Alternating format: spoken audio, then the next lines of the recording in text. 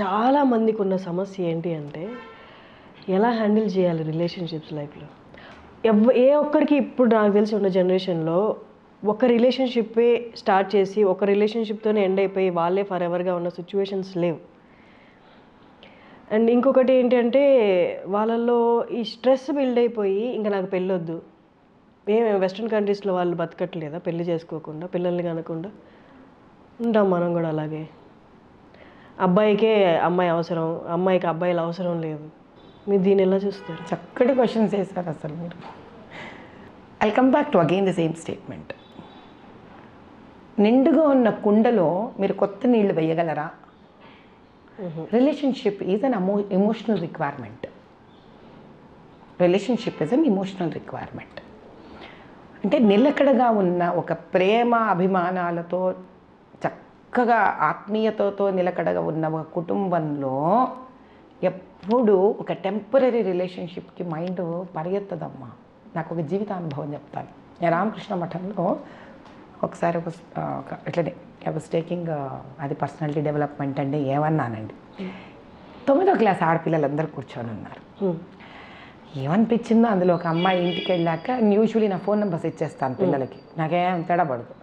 వాళ్ళకి అప్పటి వరకు ఇస్తాను. పాపం ఆడపిల్లలు ఇంటికి వెళ్ళిపోయి కొంతమంది నాకు బెడ్రూమ్లోకి వెళ్ళి ఫోన్ లాక్ తెచ్చేసుకొని వచ్చి ఫోన్ చేస్తుంటారు. నాకు అమ్మాయి ఇలా ఫోన్ చేసింది. నాకు ఫోన్ చేసి మా ఇంట్లో అంతా చాలా డిస్టర్బెన్సెస్ ఎక్కువైపోయినాయి అమ్మా, మా అన్న ఏమో ఏదో రిలేషన్షిప్లో ఉన్నాడంట, వాడెంత బోడిగాడు, వాడు ఇంటర్మీడియట్ సెకండ్ ఇయర్. ఇప్పుడు వాడు ఇంటర్మీడియట్ ఫస్ట్ ఇయర్ నుంచి వాడో రిలేషన్షిప్, వాడికి వాడో కళ్ళు కూడా తెరవలేదు ఇంకా సరిగ్గా. ఆ పిల్లేమో నేను ఎవరో పాపం క్లాస్మేట్ బుక్ తీసుకుందో ఇచ్చిందో ఏమో దీని పరిస్థితి, వాడు మగ పిల్లవాడు. ఇప్పుడు ఇంకా పేరెంట్స్ ఎలాంటి స్టేట్లో అయిపోయినారంటే, వాడేమో ఆజాన్ భాల్లో 6 అడుగులు ఉన్నాడు వాడు అప్పటికే కొడుకు. సో వాడిని ఎక్కువ తిట్టి కొట్టి చేయలేరు, ఎందుకంటే అది మీకు సైకలాజికల్ బ్యారియర్ ఉంటుంది. ఇంత ఉంటే పిల్లల్ని ప్యాటర్న్ కొట్టేస్తా కానీ పోయి వాడిని తెచ్చుకొని కొట్టని చూద్దాం ఈ చేతైతే కొట్టరు. ఇదేమో ఆడకూతురు, దీన్నేమో తిట్టి దీన్ని రూమ్లో పెట్టేసి లాక్ చేసి, ఎందుకంటే వాళ్ళకి పానిక్ ఫియర్ పెరిగిపోయింది వాళ్ళకి. వాడేమో ఏదో ఐఐటి ప్రిపేర్ అవ్వాలి అంట, వాడేమో మానేశాడంట, ఇక నేను ప్రిపేర్ అవ్వను అన్నాడంట. ఆ ఇంట్లో గందరగోళానికి ఆ పిల్ల ఎంత డిప్రెస్ అయిపోయిందంటే ఏడుపు నాకు ఫోన్ చేసి. నేను అన్నాను, తల్లి నేను ఎంత చేయగలను నాకు తెలీదురా, నీకు వీలైతే ఒక్కసారి మీ అమ్మ నాన్న నా దగ్గర తీసుకొని రా అని చెప్పాను. ఇంకా కరెక్ట్గా నువ్వు నమ్మవు తల్లి, 2 నెలలు ఉందేమో ఫైనల్ ఐఐటి పరీక్షలకి. This is I'm talking 2023 exams నాన్న, ఓకేనా? మరి ఎలా కన్విన్స్ చేసుకుంటూ బ్రహ్మరాక్షసి బాగానే అమ్మని నాన్నని అన్నని పట్టుకొచ్చింది నా దగ్గరికి. పట్టుకొస్తే నేను అందరూ చూసి హలో హలో మాట్లాడి నన్ను అమ్మ నాన్న చెల్లెలు ముగ్గురు బయటకు వెళ్ళిపోయి కూర్చోడని మా బయట అవుటర్ లాన్లో కూర్చోబెట్టా. పడితే మాట్లాడా, ఏంట్రా నాన్న ఏంట్రా సంగతి కబుర్లు అన్నకి చెప్పుకుంటూ వచ్చా. అంటే ఏంటి అమ్మాయి అమ్మాయి ఇష్టమా నీకు అన్న, ముసుగులో గుద్దులాట ఎందుకురా మాట్లాడేసుకుందాం అన్న. అంటే అని అన్నాడు వాడు. సరే మాట్లాడుకుందాం మన ఇద్దరం. ఇప్పుడు ఇష్టపడడం అనేది తప్పు కాదు, కానీ అది ఏ బేసస్ మీద మనం ఇష్టపడుతున్నాం అనేది ముఖ్యం. సరే ఓ పని చేద్దాం, మీ అమ్మ నాన్నతో నీకున్న ఇబ్బంది ఏంటి? అర్థం చేసుకోరు మేడం, సతాయిస్తూనే ఉంటారు, ప్రెషర్ పెడతారు, నేను చదువుకుంటూనే ఉన్నాను కదా. ఓహో ఓకే, మరి మీ నాన్నగారు ఏమైనా ఫీజు కడుతున్నారా అంటే ఫీజు కడుతున్నా, ఎక్కడైనా పెద్ద కాలేజ్లో, కాలేజ్ పేర్లు ఏముంది లేదు, అన్ని వసతులు ఇచ్చారు, కానీ అర్థం చేసుకోవట్లే వాళ్ళ నాన్న. Very good. మా అమ్మ కూడా అప్పుడప్పుడు మా నాన్నకే సపోర్ట్ చేస్తుంది. ఓకే, సో బేసిక్గా పేరెంట్స్ అన్నీ ఇస్తున్నారు కానీ అర్థం చేసుకోవట్లేదు నేను. ఇది 17 ఇయర్స్ కదా వాడికి. సో వాడికి ఊహ తెలిసినప్పటి నుంచి ఇది వాడి ఫీలింగ్. ఈ అమ్మాయి ఎప్పుడు పరిచయం అయిందిరా నీకు అని అడిగాను. అంటే నాకు ఒక 10 months బేసికలీ ఆ ఇయర్ అకాడమిక్ ఇయర్లో స్నేహం పెరిగింది వాడికి. ఓకే, అయితే పని చేద్దాం నాన్న, ఇప్పుడు రేపొద్దున నువ్వు ఈ అమ్మాయిని బేసిక్గా ఎందుకు ఇష్టపడతారు ఒకళ్ళనొక్కళ్ళు ఏ వయసులో అయినా, ఇలా ఇష్టం పెరిగి పెరిగి పెరిగి, ఎందుకంటే ఒకళ్ళనొకళ్ళు అర్థం చేసుకున్నారు, ఫ్రీక్వెన్సీస్ మ్యాచ్ అయ్యాయి కాబట్టి మన అమ్మ నాన్న మనం అర్థం చేసుకోలేదు, వీళ్ళెవరో మనం బాగా అర్థం చేసుకుంటారని మనం అట్రాక్ట్ అయిపోతాం వెంటనే బేసిక్గా. కాబట్టి నిజమైన ప్రేమ కదరా ఇది, ఏడబోతుందిరా, మనకు కావాల్సిన రోజులు మన దగ్గరే ఉంటుంది, మనం వద్దనుకున్నాడే పోతుంది. ఇది ఓ పంచే ఆ అమ్మాయికి చెప్పు, చూడు రేపు పొద్దునైనా నేను నిన్ను పోషించాలి, లేదా నువ్వు హాయిగా నీ కాళ్ళ మీద నిలబడి నువ్వన్నా నన్ను పోషించాలి. మనం ఇద్దరు సెటిల్ అవ్వాలి కదా. ఓ పని చేద్దాం, మనం స్ట్రాంగ్గా లవ్ చేసుకున్నాం కదా ఇద్దరిని. ఈ ఎగ్జామ్స్ అయిపోయిన తర్వాత, ఎగ్జామ్స్ అయ్యేదాకా, ఎగ్జామ్స్ అయిపోయిన తర్వాత నేను ఒక ఇంజనీరింగ్ చేసేదాకా నువ్వు నేను మాట్లాడుకోవద్దు, కలవద్దు. ఎందుకు? మన ప్రేమ మీద మనకు అంత నమ్మకం ఉంది కదా. నమ్మకం ఉంది కదమ్మా, మరి అంత ప్రేమించేశారు కదా, రిలేషన్షిప్ అంత స్ట్రాంగ్గా ఉంది కదా. మాట్లాడుకోవద్దు ఒకళ్ళనొకళ్ళు. ఎందుకు? నువ్వు ఆల్రెడీ చూసావు. ఇప్పుడు మీ అమ్మ నాన్న ఉన్నారనుకో, ఇప్పుడు 17 ఏళ్ల వయసు నీది, 17 ఏళ్ళగా వాళ్ళ ప్రేమ ఏమిటో నీకు అర్థం కాలేదు, వాడు నేను అర్థం చేసుకోవట్లేదు. మరి ఎవరో ఒకళ్ళని అర్థం చేసుకోవాలి కదా. అర్థం చేసుకున్నవాడు ఏం అర్థం చేసుకోవాలి? నీవు ముఖ్యమని అర్థం చేసుకోవాలి, నీ మనసు ముఖ్యమని అర్థం చేసుకోవాలి. అది మీ అమ్మ నాన్న అర్థం చేసుకోలేకపోయారు కాబట్టి కదా నీకు వాళ్ళు నచ్చట్లేదు. ఇప్పుడు ఈ అమ్మాయి అయినా నిన్ను అది అర్థం చేసుకోవాలి కదా నాన్న. That is how she stands different from your parents. ఏమ్మా? సో ఆ అమ్మాయికి చెప్పు, నేను నిలబడాలి కెరియర్లో, నాది ఎంత తన్ని కొడితే ఎంత వయసు నాది ఇప్పుడు, నేను డిస్ట్రాక్ట్ అవుతున్నాను, మన ప్రేమ చాలా గట్టిది కదా, మనం ఒక 5 ఏళ్ళు మాట్లాడుకోవద్దు ఒకళ్ళతో ఒకళ్ళు. మాట్లాడుకోకుండా నేను బాగా సెటిల్ అయిపోతాను, సెటిల్ అయిపోయిన తర్వాత అప్పుడు మళ్ళీ మనం నిజమైన ప్రేమ అయితే మనం కలుసుకుందాము, మనం ఎంగేజ్ చేసుకుందాం, ముందుకెళ్ళిపోదాం. ఇప్పుడు ఒక నిమిషానికి అర్థం కాలేదు వాడికి, మాట్లాడకుండా ఎందుకు ఉండాలి? నిజమైన ప్రేమ కదరా అది. నువ్వు మాట్లాడినా ఉంటుందా రిలేషన్షిప్, మాట్లాడకపోయినా ఉంటుంది. ఎందుకు? అది ఎదుగుదల కోరుకోవాలి. రిలేషన్షిప్ ఏం కోరుకోవాలి? ప్రేమ ఏం కోరుకోవాలి? ఎదుగుదల కోరుకోవాలి. కానీ ఇక్కడ ఏం కోరుకుంటోంది? అది టైంపాస్ కోరుకుంటోంది. ఈ పిల్లకి వాడు టైంపాస్, వాడికి ఈ పిల్ల టైంపాస్. ఈ రిలేషన్షిప్లో ఏమైంది? వాడు ఐఐటి బాగా చదువుకోవాలి కదా, కానీ వాడు ఐఐటి పరీక్ష కూడా రాయనంటున్నాడు కదా. మరి ఇదేం రిలేషన్షిప్? ప్రేమ ధైర్యాన్ని కదా పెంచాలి, ప్రేమ మంచి కదా కోరుకోవాలి, ప్రేమ ఎదుగుదల కదా కోరుకోవాలి. మనం ఎందుకు ఐఐటి ఎగ్జామ్కి మొహం తిప్పేశావు? అమ్మా నాన్న నచ్చకపోవడం కష్టం కాదు, ఇక్కడ ఆ కష్టాన్ని కూడా తీర్చేదే కదా ప్రేమ అంటే. సో నువ్వు అక్కడ హ్యాపీనెస్ని పొందాలి కదా, అక్కడ నువ్వు రీజువినేట్ అవ్వాలి కదా. ఎందుకు డిప్రెషన్లో కడుతున్నావు అంటే దాని అర్థం ఏంటి?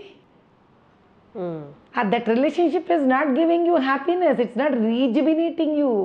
It is as good as your parents relationship today that you have understood. కనీసం వాళ్ళు చాకరీ చేసి డబ్బులు పోస్తున్నారు నీ మీద. నువ్వు ఐఐటి అని అయితే ఏం వెలగబడతావు వాళ్ళకి? వాళ్ళకు ఫాల్స్ ప్రెస్టీజ్ ఉండొచ్చు, నా కొడుకు ఐఐటి. కానీ ఐఐటి నీకు ఒకవేళ వస్తే వాళ్ళకే అన్నం పెట్టావు కదా. 5 ఏళ్ళు మళ్ళీ వాళ్ళు ఖర్చు పెట్టాలా నీకు 4 ఏళ్ళు ఇంజనీరింగ్కి? అంటే వాళ్ళు ఏం కోరుకుంటారు? మొరటుగా కోరుకున్నారు నీ కోసం, సున్నితంగా కోరుకోలేకపోయారు, గుడ్డిగా కోరుకోలేకపోయారు.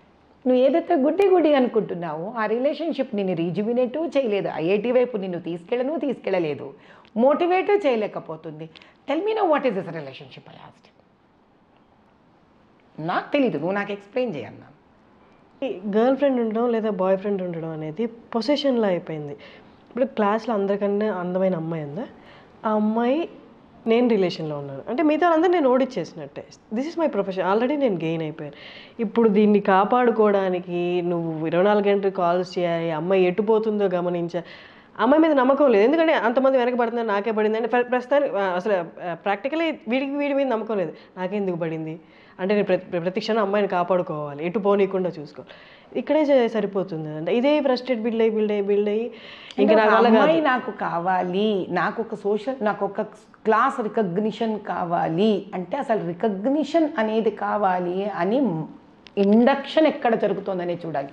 ఇదే పిల్లవాడిని కాసేపు నేను బయట కూర్చోబెట్టి వాళ్ళ పేరెంట్స్ని పిలిచి నేను ఒకటే మాట చెప్పాను, ఫస్ట్ వాడితో ప్రేమగా మాట్లాడండి. వాడికి ఆల్రెడీ ఐఐటి ప్రెషర్ ఉంది అక్కడ, వాడి కోసం వాడు చేయాలనేది నేర్చుకోవాలి, కానీ మీకోసమో మీ సంతృప్తి కోసమో వాడు చేయాలనుకోకూడదు. You will not believe the whole session went on from me for 2 hours. ఓకేనా? That fellow got IIT seat. 2 months ముందు? 2 months కూడా కాదు, if I'm not wrong, it was 25 days before they came to మీ.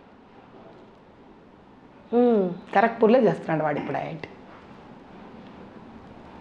దీన్ని బట్టి ఏం అర్థం అవుతుంది మనం ఆలోచిద్దాం. నేను ఆ పిల్లని అనలేదే, నేను వదిలేయమని చెప్పలేదే, నేను ఒకటే అన్నాను.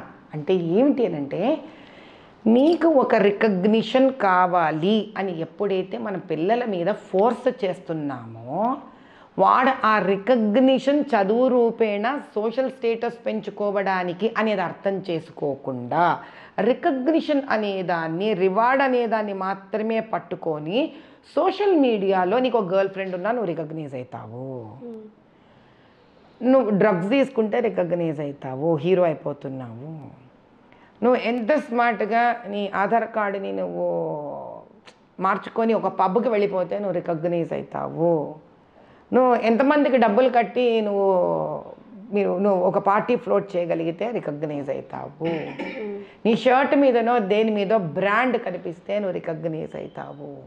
ఇలాంటి రికగ్నిషన్ ఎన్ని నానా రకాలుగా ఉందో డిజిటల్ నీకు మీడియా నేర్పిస్తాను.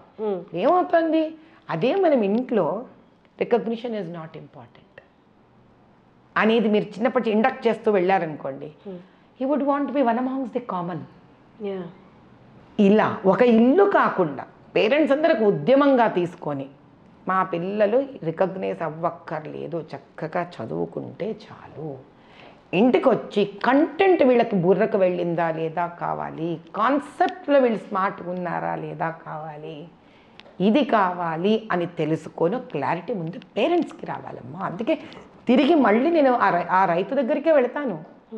మనం ఏం చేస్తున్నాం, మొక్కను తిట్టుకుంటున్నాం, మొక్క పురుగు పట్టిందో అని. నేనేమంటున్నాను, రైతు నువ్వు ఏం చేస్తున్నావురా, మేలుకో మేలుకో మేలుకో అంటున్నాను. రైతే కదా విత్తనం వేసి దాన్ని నాకంటే ముందు నా పిల్లలు ఇలా ఎదుగుతున్నారమ్మా. పిల్లవాడికి ఎలా తెలుస్తుంది వాడు ఎలా ఎదుగుతున్నాడు? He is not himself an observer of his or her life. As a parent I'm an observer of his life or her life.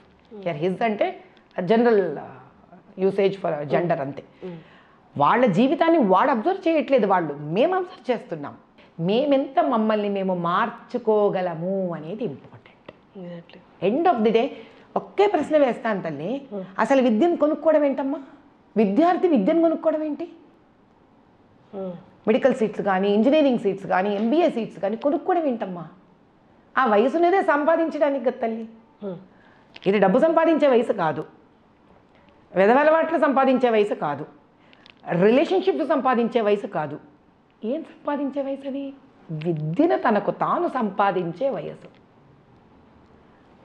అది మనం కొనియడానికి రెడీ అయిపోయినందుకు మీతంతా సంపాదిస్తున్నారు వాళ్ళు. బా డు అండర్స్టాండ్? తెలియకుండానే ఏ వర్ల్పూల్కి వెళ్ళిపోతున్నారా వాళ్ళు?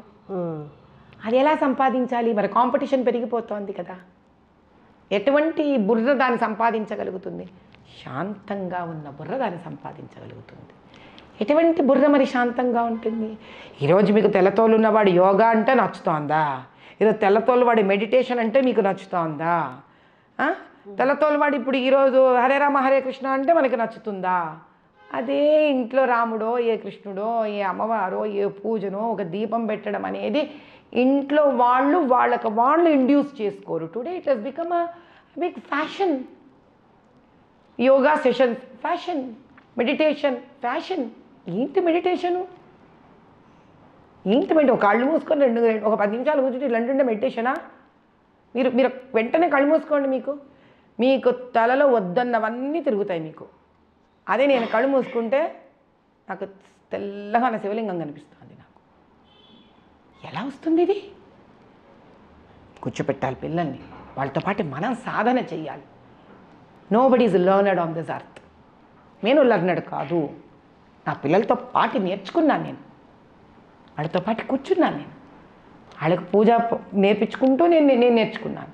వాళ్ళకి శ్లోకాలు నేర్పించుకుంటూ మళ్ళీ బై హార్ట్ చేసుకున్నాను. వాళ్ళకి టేబుల్స్ నేర్పించుకుంటూ నేను టేబుల్స్ నేర్చుకున్నాను. వాళ్ళకి రామాయణ భారత కథలు చెప్పుకుంటూ నేను కథలు నేర్చుకున్నాను. ప్రశ్నించడానికి స్వేచ్ఛగా వదిలాను. ఇది ఆ good time between parent and child. ఏది చెప్పండి మీరు? అది ఏ రోజైతే సనాతన ధర్మం ప్రకారం తిట్టుకుంటారు పిల్లలు, సనాతన ధర్మం అంటే పెద్ద పెద్ద పనులు చెప్పనమ్మా ఎవరికి. తల్లి, తండ్రి, పిల్లలు, నాన్నమ్మ, తాతయ్యలు, అమ్మమ్మలు, తాతలు కూర్చొని చక్కగా ఒక స్టోరీ టెల్లింగ్ టైం సనాతన ధర్మం. అంటే అంత సింపుల్ అది.